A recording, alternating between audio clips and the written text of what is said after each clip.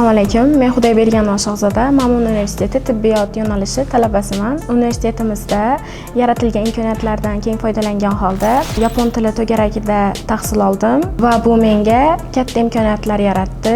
Bugun esa men yana bir yutuqqa erishdim. Yaponiyada o'tkaziladigan Summer School dasturida grant yutib oldim. Bu nafaqat quvonch, balki men uchun katta mas'uliyatdir. Yaponiyaga safarim davomida nafaqat ularning boy madaniyatini, balki tibbiyot yo'nalishida o'rgangan bilimlarimni yanada mustahkamlashni xohlayman. Eng asosiysi bu safardan olgan bilimlarimni faqat o'zim uchun emas, shu yerdagi talabalar va do'stlarim bilan bo'lishni xohlayman. Bizning Yaponiya safarimizdagi barcha xarajatlar universitet tomonidan qoplab berilayotgani Ma'mun universiteti talabalari uchun yana bitta imkoniyat bo'ldi.